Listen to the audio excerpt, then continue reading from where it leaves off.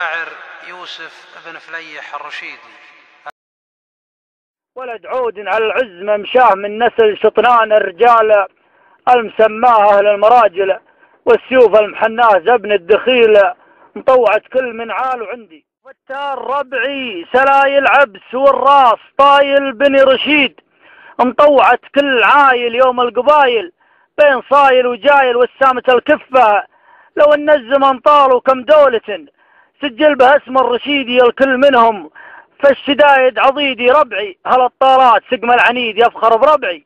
في قصيرات وطوال وسبع البيارق سجلت بالتواريخ عنوانها فرسان عبس المطانيخ يوم المغازي، وذبحة الشيخ للشيخ خيالنا يسوالها 2000 خيال وساس الكرم. في ربعنا شيء مذكور ودخيلنا يامن من الشر والجور، وخوينا ما يشكي الهم مسرور معزته تبقى ولو كان رحال وبذكر. يا ابليس ما بيني وبينك علاقات من عقب ما كانت علاقة وثيقة، ومن عقب ما كنا على 10 نيات. نصيحتي كل يروح بطريقة، ومن عقب ما كثرت علينا الملفات كثر الذنوب وصار بالصدر ضيقة. دخلتنا يا ابليس كل المتاهات وفرقت ما بين الرفيق ورفيقة ونكبتني يا ابليس مرة ومرات. الشر دستورك وخيري تعيقه وتقول لي يذيب امورك خفيات. نصيحتي حاول يشوف لك عشيقة، بدايتك يا ابليس مثل النهايات مخلوق من نار ومردك حريقه. وابليس حي عميقه يا ابليس بهدلت العرب والسياسات وموج البحر هايج،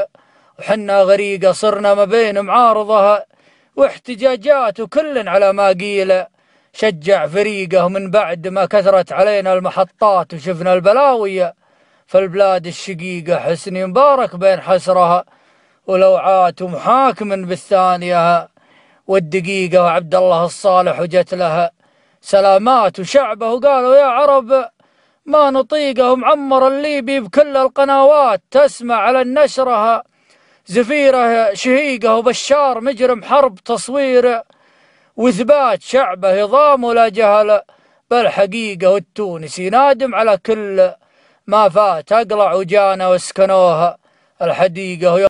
ان كان متضايق وبسط الكوخ يا صالح علمي 100 ب100 جلد الذبح اللي تجازي حسنها بسيه. نميز المري من الفنتوخ ونميز العقرب من الحيه ونميز الفاضخ من المفضوخ، وعدونا نلزمها بالكيه يلي لبس من الثياب الجوخ وساكب عقالك فوق طاقيه. لا تحسب انك شيخ ضمن الشيوخ يا راعي البشته الحساويه صاحي ولا انت فاقد ملموخ. وبيوتنا تكتب ومقريه انكار والشعر صاير سلعه لدلوخ. والله يرحم فيصل العي بيوتنا تكتب ومقريه انكار راسك من زعل منفوخ ترضيك بقعه والحونشيه، وكتابك اللي في يدك مشلوخ من مدة ما هي بمخفيه. واللي يخالف منطقة صلبوخ جندي يشيلها وسط دورية. سلام عبس بان العلم خيرها وشره، والمخطئة صارت على كل الأرماح يا عبس. عقل المخطئة من يفره، والكابتن الطيار يحتاج ملاح، والكلب لا هرول وبالقاع جره يتبع اثر عمه بجيها ومرواح. الصوت جره يسود الوجه جره، عاداتنا ما نحسب حساب نباح. واللي يدور له حليب يدره يبشر بعبسي تحزم له سلاح، واللي تبع غاوي وبالهرج غره من عقبها يصبح على كل ملواح. عر الذي يخطي من الناس عره من سلوم العرب وين ما راح. حنا الشرف حنا نجوم المجره، وطويق ما هزته صلفات الارياح. عبس الشرف ما هزها هرج ذره، اللي حسب العز خوخن وتفاح.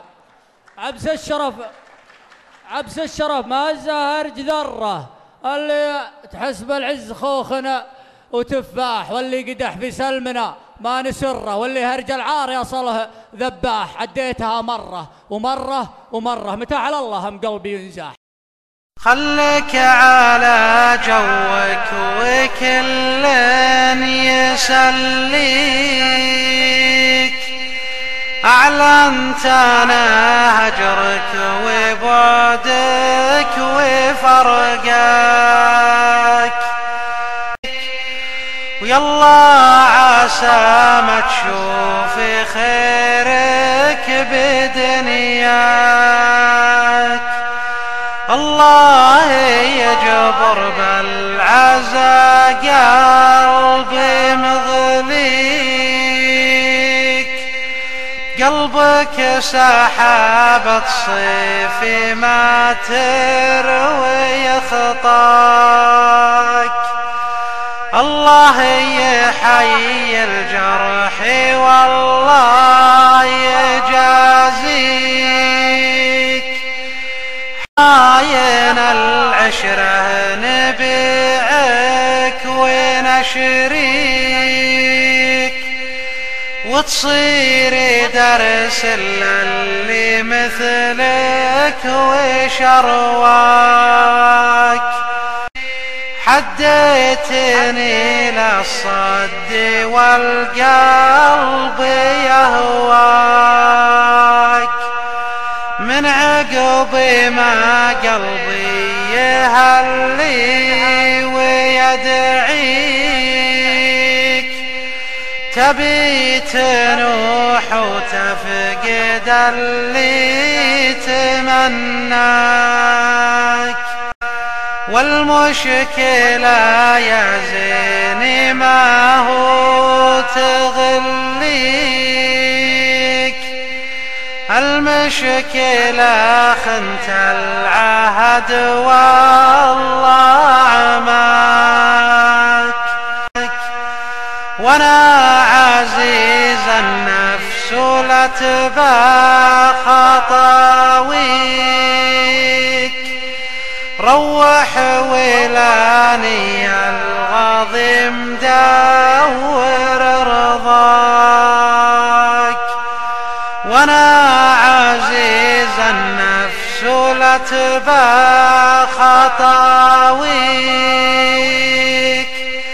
روح ولاني الغاضي مدور رضاك، والشاعر اللي ما نوى يوم يشقيك، مقفي ولكن هاجس ما تعداك، لأن قبائل عبس وخاصة قبيلة الشطران في ظهور كوكب قادم يحلق في سماء عبس، وهو شاعر معلقة القبائل